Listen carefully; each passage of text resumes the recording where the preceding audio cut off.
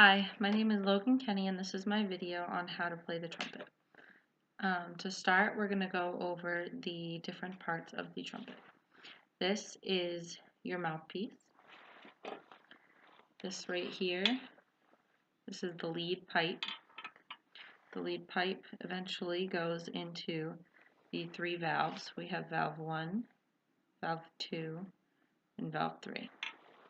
Those eventually will come out and go through the third valve, if you push that down, into the this pipe and out the bell. To hold the trumpet, we start by taking, you put your mouthpiece down, we start by taking our left hand and placing it like a C and then like so. So usually this will have a circle, almost key ring. You can put your fourth or third finger through there, whichever is more comfortable for you. And then your thumb wraps around the first valve like this. On the other side, with your right hand, you're going to put your thumb between the first and second valve. The pointer finger is going to go on the first valve. The third finger is going to go on the second valve, and your fourth finger is going to go on your third valve. And then your pinky is just going to rest on top of the ring right there. So that is how to hold it. Putting that down and going back to our mouthpiece, to start, in order to get a sound, we practice buzzing. If you think of how a toddler might spit at you, they go, that's how you're going to get a sound out of the mouthpiece. So if you try that, and you try and go for as long as you possibly can, you're going to end up with a sound kind of like this.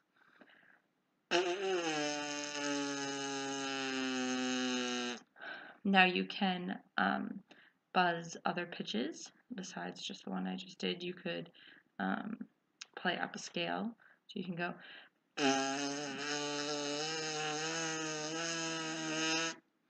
and it's okay if you spit everywhere, no one's going to be in front of you. Once you have your buzz down, you're going to take your mouthpiece, and I like to think of placing the top rim against the very bottom part of my lip and then tilting upwards like that. So it's going to make a circle around this part and your corners will be out. Then we can practice our spit buzzing into the mouthpiece. And make a sound like so.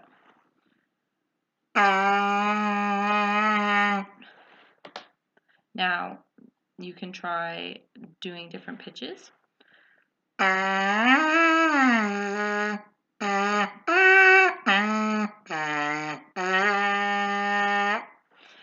The best way to build your omnisure, which is the muscles around your lips and your mouth, is to do what are called long tones.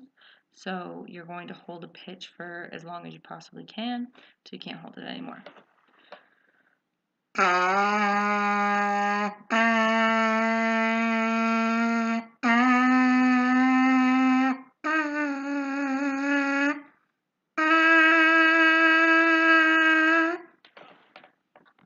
Doing that is going to help to build these muscles around your mouth, just like you would build any other muscle in your body by working out or staying active.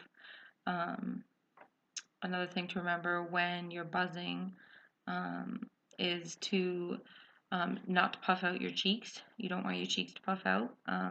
That takes the emphasis off of the muscles, and you're just kind of blowing air everywhere. You don't really have a control over the pitch that you're playing. And to keep the corners of your mouth tight. You don't want them pulled back like this.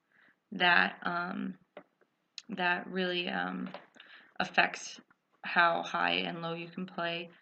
We call that the range. So if you play like this, I can't go much higher than that.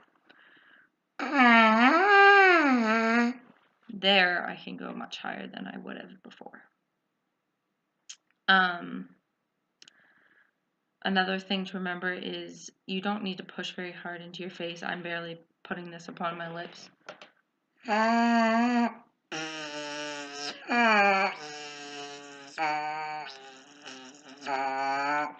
just barely placing it. I'm not pushing it into my face. That can make for a bad sound, and eventually it will hurt your face after a while. When you're practicing your buzzing, aim for consistent tone. Try to stay at that same pitch and continue your long tones. Once you feel as though that you have your buzzing down, you can then try to play a tone on the horn. So you will take your mouthpiece, very easy to assemble, put it into the lead pipe, and I like to give mine just a little bit of a twist, just for firmness and to know that it's in there well. And then you can just, the same buzzing we were doing,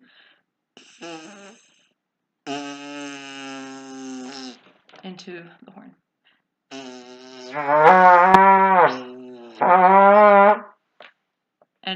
Any tone is fine at this point. And then you can start to look at actual notes. So we're going to play half of a C major scale. Our first note is going to be C, which is all open. We're not going to use any vowels.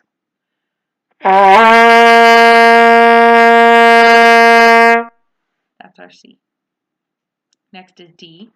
We're going to push 1 and 3.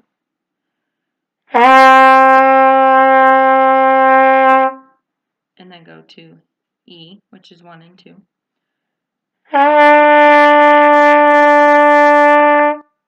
And then to 1.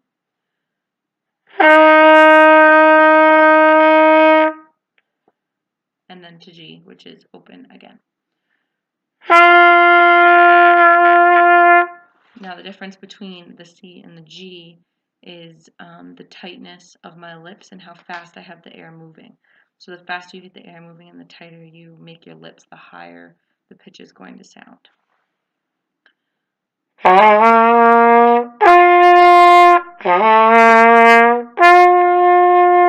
You can kind of see it in the corners of my mouth, how when I play the lower note, my mouth is more relaxed, and when I go up higher, my lips tighten. Another thing when you're playing, in order to ensure a good tone, is to think of the word to audiate it in your head and then play your sound. It'll help you to have a better pitch.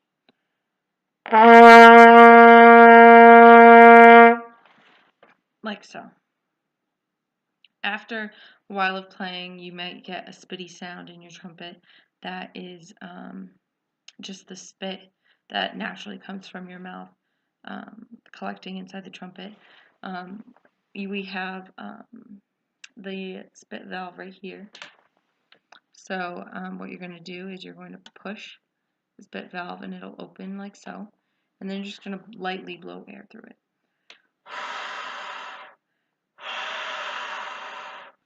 And what that does is it blows air throughout the entire trumpet, and then it will come out of that valve right there and empty the water out.